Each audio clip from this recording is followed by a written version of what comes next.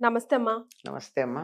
పోలాల అమావాస్య వస్తుంది కదా, ఉమ్. మరి ఈ రోజు ప్రత్యేకత గురించి తెలుసుకుందాం. ఒకసారి గుర్తు చేసుకుందాం. ఈ పోలామా అని కూడా అంటారు దీన్ని. అంటే ఎక్కడికైనా వెళ్దామనా? పోలా, పోదా కాదు, పోలా. పోలామా. ఉమ్. అమా అంటే అమావాస్యకి అమా అనే ఉంది. పేరు. ఓకే. పోల అంటే బాగా కడుపు నిండా తిని విశ్రాంతి తీసుకుంటూ నెమరు వేస్తూ ఉన్నటువంటి వృషభానికి పోలా అని పేరు. ఓ. ఉహు. అంటే కడుపు నిండా తిని ఉండాలి, హాయిగా. హాయిగా తిని నెమరు వేసుకుంటూ ఉండాలి. ఉమ్. వృషభం అంటే ఎద్దు కాదు, ఉమ్. వృషభం వేరు. వృషభం అంటే ఆబోతు. ఉమ్. ఆబోతులు సంతానోత్పత్తికి పనికొస్తాయి, ఉమ్. ఎద్దు సంతానోత్పత్తికి పనికిరాదు, ఉమ్. దాన్ని అలా చేసేస్తారు. ఉమ్. కనుక అలాంటి దానికి పోలామా అని పేరు. ఇప్పుడు ఆగస్ట్ 23 వస్తుంది కదమ్మా. అవునమ్మా.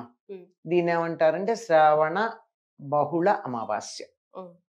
ఈ అమావాస్యని పోలా అమావాస్య అంటారు. ఉమ్. ఈ పోలా అమావాస్యకి పురాణాల్లో ఎక్కడో ఒక చిన్న కథ ఉంది. ఉమ్. అందుకే ప్రత్యేకం అమ్మా ఈ అదే, రోజు. కానీ మనకి పోలాల అమావాస్యం చేసేటటువంటి కథకి దీనికి సంబంధం కనపడదు. కనపడదా? సంబంధం పెట్టుకోవాల్సి ఉంటుంది మనం.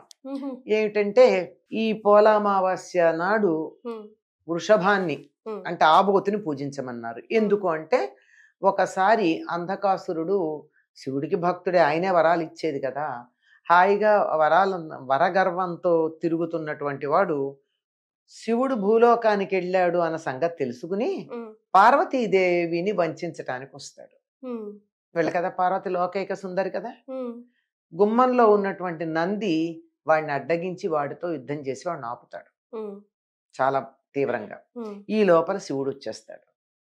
తన పార్వతిని అలా రక్షించినందుకు సంతోషించి ఏదన్నా వరం కోరుకోమంటాడు. ఉమ్.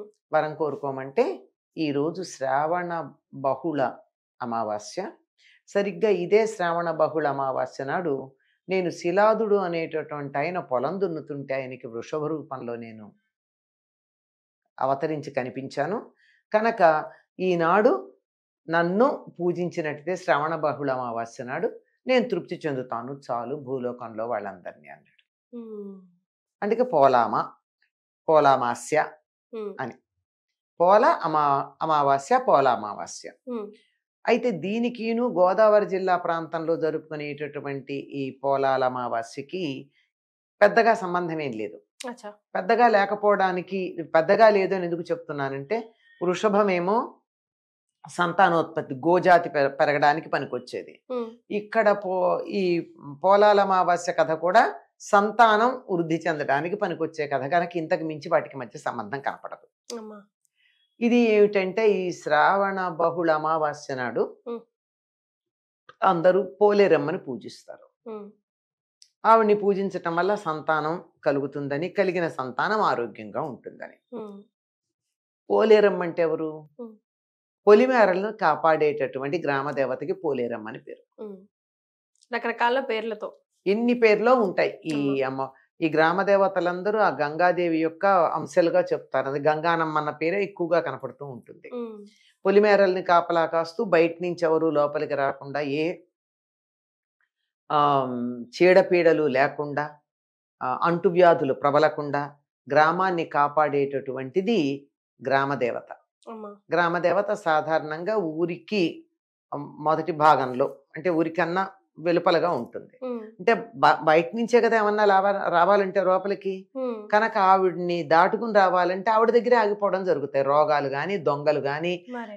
మీద వచ్చేటటువంటి శత్రువులు కానీ ఆపేటటువంటిది. ఉమ్. కనుక మీరు గమనించండి, ఈ 4 నెలలు దరిదాపుల్లో ఆషాఢం నుంచి ఆషాఢం, శ్రావణం, భాద్రపదం దాకా అన్ని గ్రామదేవతలకు సంబంధించిన పూజలే మనకు కనపడుతూ ఉంటాయి. ఉమ్.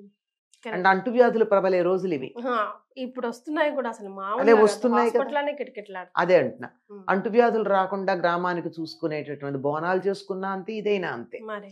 అలా ఉండేటటువంటి పోలేరమ్మని పూజించుకోవడం, ఉమ్. దానికి ఉన్న ప్రాధాన్యాన్ని గురించి చెబుతూ ఒక కథ చెప్పుకుంటారు. ఉమ్.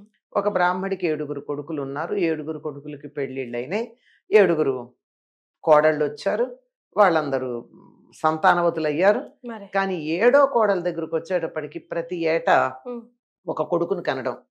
సరిగ్గా ఈ పొలాల అమావాస్య నాడు ఆ కొడుకు చనిపోవడం. ఓ. దాంతో మరి ఇంటి పేరున్న వాళ్ళు పూజలు చేసుకోవడానికి అవ్వదు కదా, ఉమ్, పూజలు చేసుకోకపోవడం. 7 ఏళ్ళు ఇట్లా జరిగింది. ఉమ్, ఇంకా 8వ సంవత్సరం వచ్చేటప్పటికి బాగా తిట్టుకుంటున్నారు పైన. ఇది చివరి కోడలు అనమాట ఈ అమ్మాయి. ఉమ్, పైన ఉన్నటువంటి 6 తోడు కోడళ్ళు ఈ అమ్మాయి వల్ల మనం పూజలు చేసుకోలేకపోతున్నామని బాధపడ్డారు. మరి తిట్టుకుంటున్నారు మామూలుగా, ఏం కాదు. ఉమ్, ఏం చేసింది 8వ సంవత్సరం మళ్ళీ మా పోలాల అమావాస్య వచ్చేప్పటికి యథాప్రకారంగా కొడుకు చనిపోయాడు. అయ్యో రామ. పొత్తిళ్లలో వాడు ఉమ్, మాట్లాడకుండా బిడ్డను లోపల ఉంచి చచ్చిపోయాడు అన్న సంగతి ఎవరికి చెప్పకుండా ఆ, ఆ, ఆ. అందరు తోడుకోడళ్ళకి వెళ్ళి వాళ్ళకి పూజలు చేసుకోవడంలో సహాయం చేసి అక్కడి నుంచి తను కొంచెం పూజా సామాగ్రి తెచ్చుకుని, అంటే వాళ్ళది చలవ కదా, మనం ఎప్పుడైనా కానీ అవతల శుభంగా జరిగినటువంటి వాళ్ళ దగ్గర నుంచి కొన్ని తెచ్చుకుంటాం, మనకు కూడా శుభంగా జరగాలని. ఉమ్, పూజా సామాగ్రి తెచ్చుకొని పూజ అంతా పూర్తి చేసుకుంది. అందరూ అమ్మయ్య ఈ సంవత్సరం అన్ని అమ్మాయి పూజ చేసుకొని ఇచ్చింది అనుకున్నారు. ఉమ్, ఏడుచుకుంటూనే చేసింది, అమ్మవారికి బాధపడుతూనే చేసింది. మరి తప్పట్లేదమ్మా, నా వల్ల వాళ్ళందరూ పూజలు చేయడం ఆగిపోయింది గనక నేను ఇలా పొరపాటు చేస్తున్నానని చెప్పింది. ఉమ్, అయ్యాక చీకటి పడ్డాక ఊరు సద్దుమణిగాక అలా వెళ్ళిపోయి ఆ పోలేరమ్మ గుడి మెట్ల దగ్గర కూర్చుని ఏడుస్తోంది, నా కర్మ ఇట్లా కాలింది, నాకు అస్సలు సంతానం బతకటం లేదు అని. ఉమ్, అప్పుడే గ్రామ సంచారం చేసి వచ్చింది, ఊరంతా బాగుందా లేదో చూసుకొని వచ్చింది. అమ్మవారు ఊరంతా బాగా చూడాల్సిన పని ఆవిడది కదా. మరి చూసి వస్తూ వస్తూ గుమ్మంలో కూర్చుని ఏడుస్తున్నటువంటి ఆవిడని చూడగానే ఉమ్, అమ్మవారికి ఎవరికైనా కానీ జాలి. జాలి కదా. ఏమ్మా అని అడిగితే విషయం అంతా చెప్పింది. ఉమ్, చెప్తే నువ్వేం బాధపడకు, అంటే ఆర్తి దుఃఖం త్రికరణ శుద్ధిగా ఏడిస్తే దేవుడు పలుకుతాడమ్మా. అమ్మా.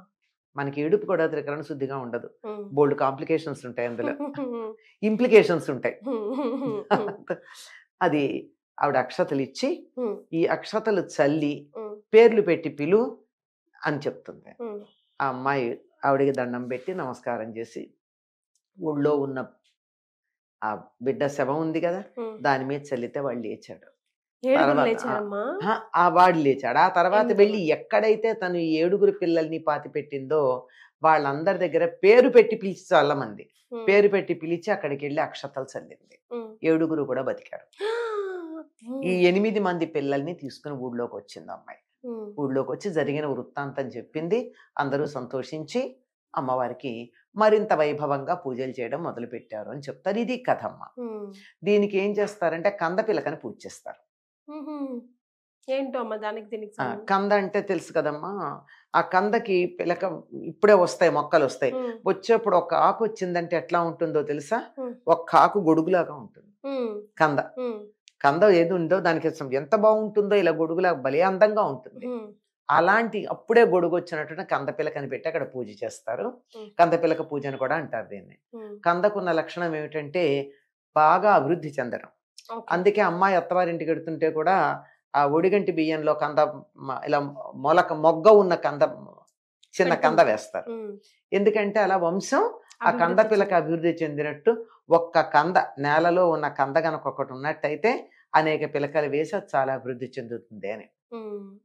అందుకని సంతానాభివృద్ధికి సంకేతంగా ఈరోజు కంద పిలకను పూజ చేస్తారు. ఆ, చెయ్యాలి, మంచిది. చేస్తారు. ఆ పోలేరమ్మ కథ చెప్పుకుంటారు. రైట్. చాలా సంతోషం అమ్మా, ధన్యవాదాలు.